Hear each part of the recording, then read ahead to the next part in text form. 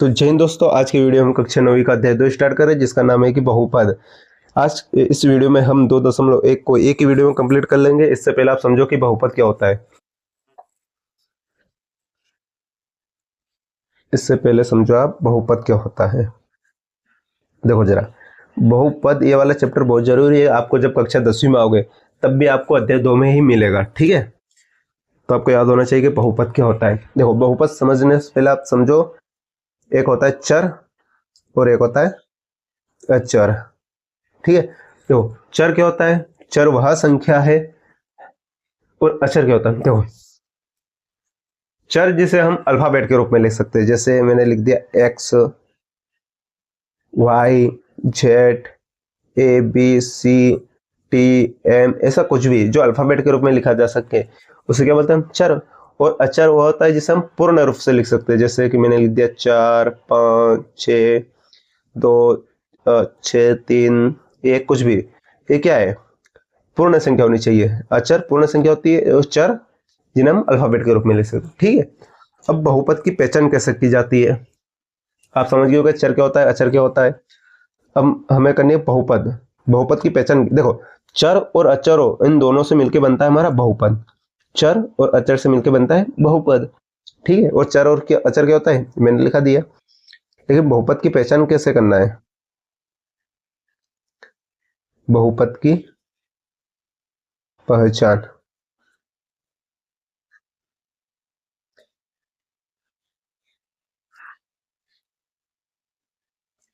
देखो जरा, बहुपद की पहचान कैसे की जाती है।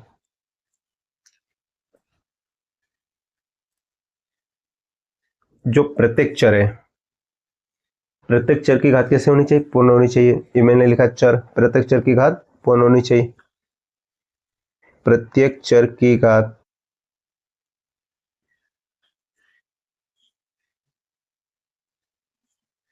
प्रत्येक चर की घात पूर्ण घात होनी चाहिए।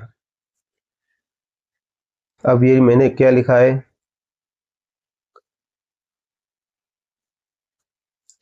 समझो जरा, मैं समझाता हूँ।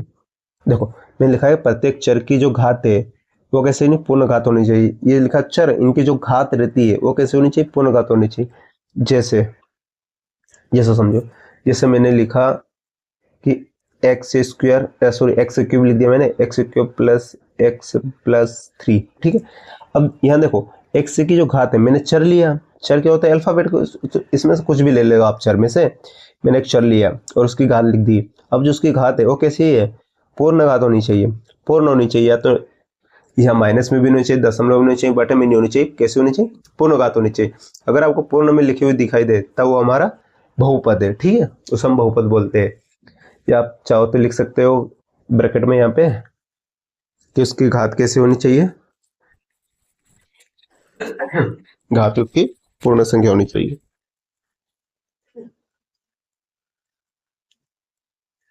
पूर्ण संख्या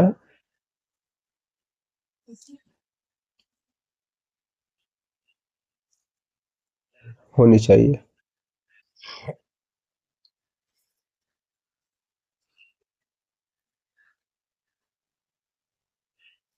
ठीक है। घात कैसे होनी चाहिए? पूर्ण संख्या होनी चाहिए। अब समझो जरा, अब समझ गए होगे कि बहुपद क्या होता है। बहुपद वह होता है, देखो, बहुपद चर और अचर से मिलकर बनता है। अब चर और अचर से मिलकर बनता है, लेकिन हम पहचान कैसे पाएंगे कि कौन सा बहुपद है? देखो, बहुपद ऐसे लिखा जाता है जिसमें जो घात होती है, जो चर की घात होती है वो कैसे होती है? पूर्ण घात होनी चाहिए, ठीक है। अब इसके पहले आप समझो कुछ, एक पदीय, द्विपदीय, त्रिपदी किसे कहते हैं? एक होता है एक पदीय,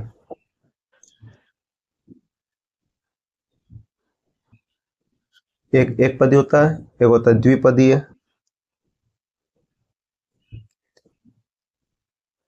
द्विपदी, एक होता है त्रिपदी। देखो, तीनों होते क्या है? आप कैसे पहचान पाओगे कि एक पदीय, द्विपदीय, तीन पदीय? समझो जरा, एक पद क्या होता है? एक पद, पद हम इसे बोलते हैं, जैसे यह लिखा है ना, ये, इसको पूरे को बोलेंगे एक पद। फिर एक पदी है, एक पदी है, तो यहाँ कितने पद हो गए, 1 2 3, तो ये हमारा त्रिपदी है। तो एक पदी का उदाहरण कैसे हो जाए, एक पदी का उदाहरण जैसे मैंने लिख दिया 2x, कुछ भी लिख लो आप। तो ये कैसा है, एक ही पद है। द्विपदी में दो पद होंगे, दो पद जैसे मैं लिख दिया 2x² प्लस 3, तो एक पद हो गया, एक और पद हो गए, तो कितने पद, एक पद, दो पद, तीन पदी में तीन पद, जैसे मैंने लिख दिया 5x³ प्लस का 6x प्लस के 4, तो कितने पद हो गए, तीन पदी है। एक पद, दो पद, तीन पद, जिसके तीन पद होंगे वो त्रिपदी, जिसमें दो पद होंगे द्विपदी, जिसका एक पद होगा एक पदी है। ठीक है, अब समझो, ये तो हमारा एक पदी द्विपदी त्रिपदी हो गया। अब एक होता है कि रैखिक बहुपद किसे कहते हैं, द्विघात बहुपद किसे कहते हैं, त्रिघात बहुपद किसे कहते हैं। एक होता है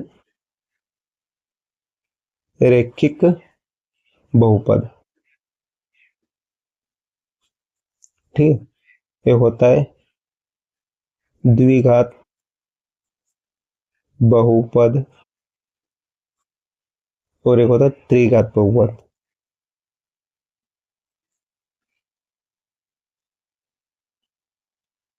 समझो जरा, रैखिक बहुपद देखो हम ऐसा बोल सकते हैं, जो रैखिक बहुपद है ना, एक पदी को बोलते हैं द्विघात को द्विपदी बोलते हैं, त्रिघात को त्रिपदी बोलते हैं।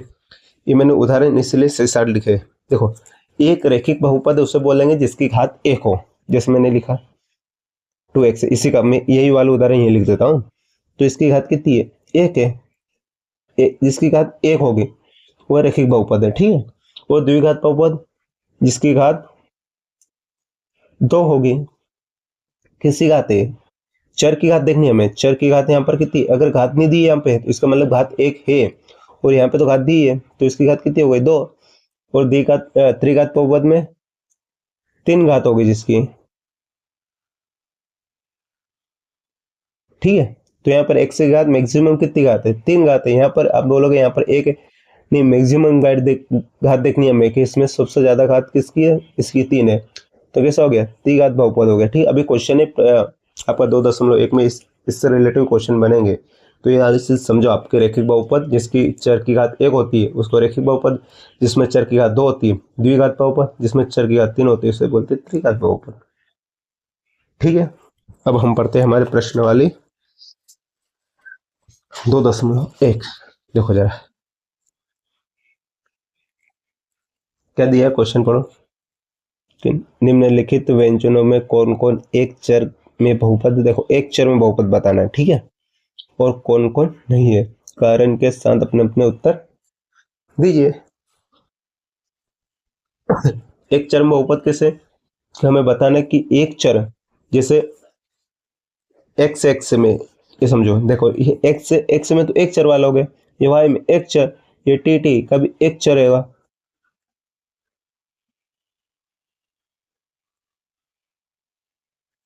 ठीक है।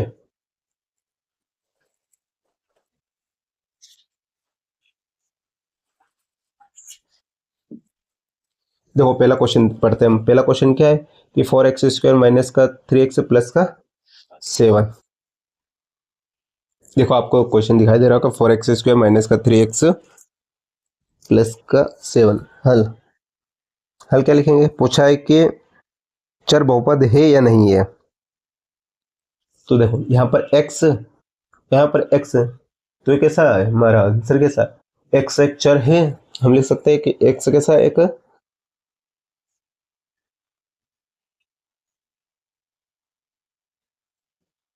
x एक चर है, x एक चर है, तो ये कैसा होगा हमारा बहुपद है। बहुपद कैसा, एक चर में, क्योंकि यहाँ पर कैसा चर है, एक ही चर है x, और x एक ही चर है, तो हम यह भी लिख सकते हैं कि यह एक चर में बहुपद है, ठीक है। बस ये तो छोटे छोटे क्वेश्चन है। देखो क्वेश्चन क्रमांक दूसरा देखो कि y² प्लस के, सॉरी यहाँ देखो y² प्लस का रूट 2।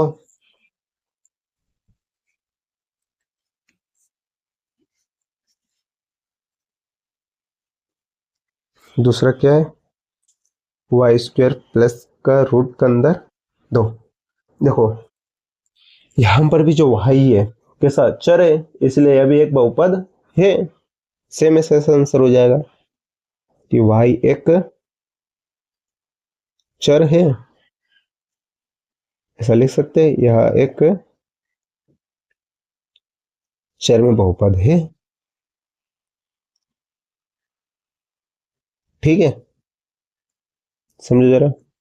क्वेश्चन क्रमांक तीसरा देखो कि 3 रूट के अंदर टी है प्लस टी रूट 2 है। देखो ये अब मैंने क्या बोला कि जो चर होता है उसकी घात कैसे होनी चाहिए, पूर्ण संख्या होनी चाहिए। लेकिन यहाँ पर घात कैसी है, पूर्ण नहीं है, यह तो रूट वाली है संख्या।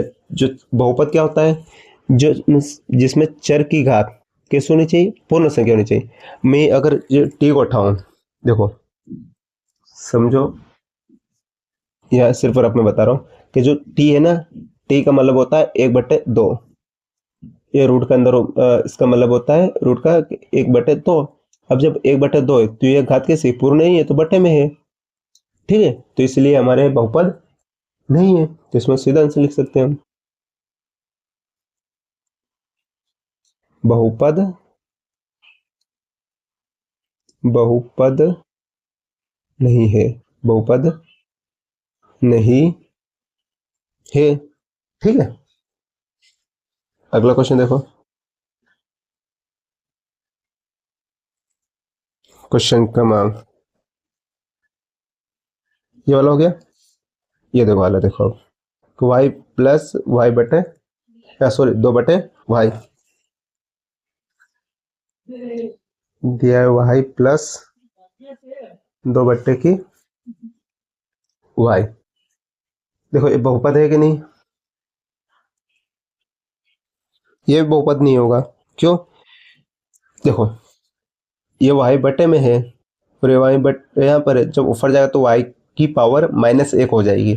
और हमें पता है कि हमें चर की घात कैसे लेना है, पूर्ण लेना है। तो ठीक है, तो ये भी हमारा बहुपद नहीं है, सीधा लिख दो बहुपद नहीं है। ठीक है, वी वाला देखो, पांचवा क्या दिया है, ये वाला दिया है कि x की पावर 10 है प्लस y की पावर 3 है प्लस t की पावर 50 है।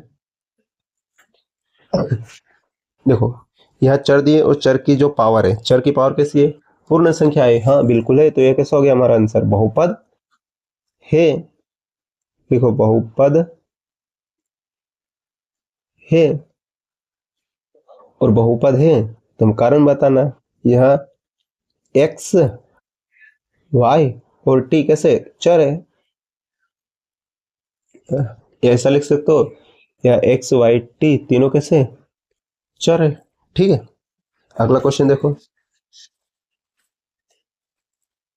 देखो अगला ऑप्शन है कि निम्नलिखित में से प्रत्येक में से x से स्क्वायर का गुणांक निकालना है। हमें जो एक्स स्क्वायर है ना उसका गुणांक लिखिए।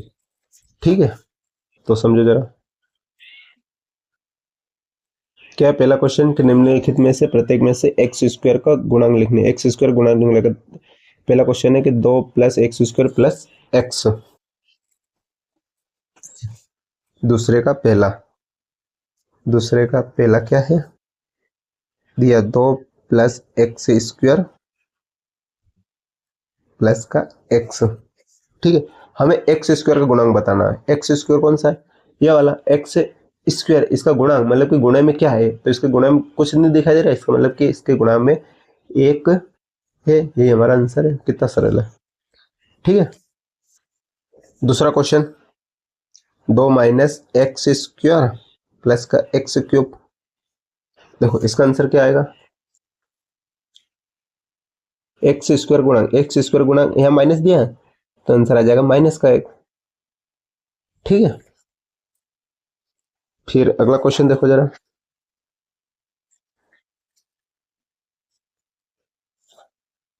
तीसरा क्वेश्चन है कि pi by 2 x square plus का एक्स। यहाँ पर आप खुद ही बता दोगे अब तो कि एक्स स्क्वायर का गुणांक क्या आना चाहिए, एक्स स्क्वायर गुणांक क्या होना चाहिए, पाई बटे तो इसका आंसर हो जाएगा पाई बटे की 2। ठीक है, लास्ट क्वेश्चन है रूट 2x माइनस का है, इसका आंसर क्या आएगा, एक्स स्क्वायर गुणा, अब यहाँ पर एक्स स्क्वायर है ही नहीं तो आंसर 0। ठीक है, ये हमने सारे देख लिए। अब देखो 35 घात के द्विपद का और 100 घात के एक पदी का एक एक उदाहरण लिखना है। हमें है ना 35 की घात लिखना है, उसको द्विपद बनाना है, और 100 की घात लेना है, उसको एक पदी बनाना है। बड़ा सरल है। द्विपद क्या होता है मैंने अभी समझाया था, जिसके दो पद हो। ठीक है,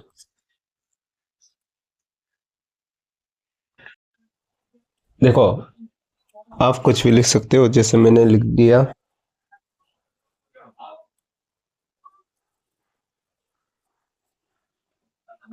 हमें द्विघात लिखना है 35 की घात। ठीक है, तो मान लो x लिख दिया, x की घात 35 लिख दो तो ये हो गया एक पद, लेकिन द्विपद बनाना एक और 5 लिख दो, अच्छे जो चाहो आप कुछ भी लिख सकते हो। ठीक है, तो ये 35 की घात वाला द्विपद हो गया, और एक और आंसर लिखना, एक आंसर तो ये हो गया हमारा, एंड एक होगा एक और पद लिखना जिसकी 100 की घात हो, एक पद लिखना, जिसे x लिख लो या y लिख लो, z लिख लो, कुछ भी लिख लो, उसकी घात 100 कर दी, तो ये हमारा क्या हो गया, यही हमारा आंसर है। ठीक है, नंबर ऑफ फोर्थ पढ़ो जरा, के निम्नलिखित बहुपदों में से, क्वेश्चन नंबर चौथा, निम्नलिखित बहुपदों में से प्रत्येक बहुपद की घात ज्ञात करनी है। हमें बताना कि घात किसकी, घात हमेशा उसकी बताई जाती है जिसकी घात ज्यादा होती है। ठीक है, मैं इसमें तो ऐसे ही बता देता हूँ। देखो पहले का आंसर क्या है कि 5x की घात 3 है plus 4x square plus 7x है, तो इसमें से घात इसकी 3 है, इसकी 2 है, इसकी इसकी घात 1 है, तो हमारा आंसर क्या रहेगा, इसका हो जाएगा 3, क्योंकि सबसे ज्यादा घात किसकी है, इसकी है, तो सबसे ज्यादा घात इस कारण इसका आंसर 3 हो जाएगा। ठीक है, तो इसकी घात 3 है तो इस कारण इसका आंसर ज्यादा हो जाएगा। हाँ, तो 5x की घात 3 अब क्लियर दिख रहा होगा आपको, तो 5x की घात 3 plus 4x square plus 7x, जिसकी घात कितनी 3 है तो इसका आंसर हो जाएगा 3, सीधा लिख लेना आंसर 3। अब देखो यहाँ पे 4x स्क्वायर तो इसकी घात कितनी है 2, y की घात 2, तो इसका आंसर क्या है 2, तो सीधे इसका आंसर क्या आ जाएगा 2। यहाँ पे देखो 5t माइनस रूट के अंदर 7, 5t माइनस रूट 7, तो t की घात कितनी है, अब घात जब नहीं दिखाई देती है तो उसका मतलब घात 1 है, तो यहाँ पे इसका आंसर आ जाएगा 1, सीधा सीधा। यहाँ पे कुछ चर है ही नहीं, क्योंकि हमेशा चर किस घात किसकी होती है, चरों की, यहाँ पे चर दिया ही नहीं, इसलिए इसकी घात 0, तो इसका आंसर हो गया 0। बताइए कि निम्नलिखित बहुपदों में से कौन कौन बहुपद रैखिक है, कौन कौन द्विघाती है और कौन कौन त्रिघाती है। ठीक है, समझो जरा।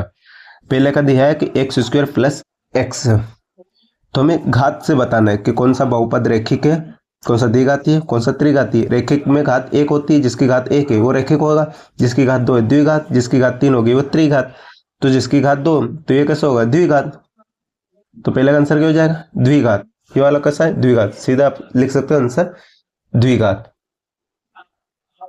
ठीक है, ये हो जाएगा हमारा द्विघात, रेड के पेन से लिख देता हूँ, इसका आंसर हो जाएगा द्विघात, आंसर में लिख लें सीधा इसके नीचे द्विघात। इसकी घात 3 है तो त्रिघात, जिसकी घात 3 तो 3 घात, इसकी घात 2 है, देखो यहाँ पर 1 है यहाँ पर 2 है, लेकिन हमें ज्यादा वाले लेना है, तो 2 घात तो होगा द्विघात, ये भी हमारा कैसा होगा द्विघात। x प्लस 1 इसकी घात 1 है, तो ये रैखिक समीकरण है। ये कैसा है? ये रैखिक है। यहाँ पर भी एक ही है, तीन तीन सॉरी 3t, तो t की घात 1 मतलब रैखिक समीकरण। यहाँ पे आर स्क्वायर इसकी घात 2 है, तो ये कैसे हो गया? द्विघात।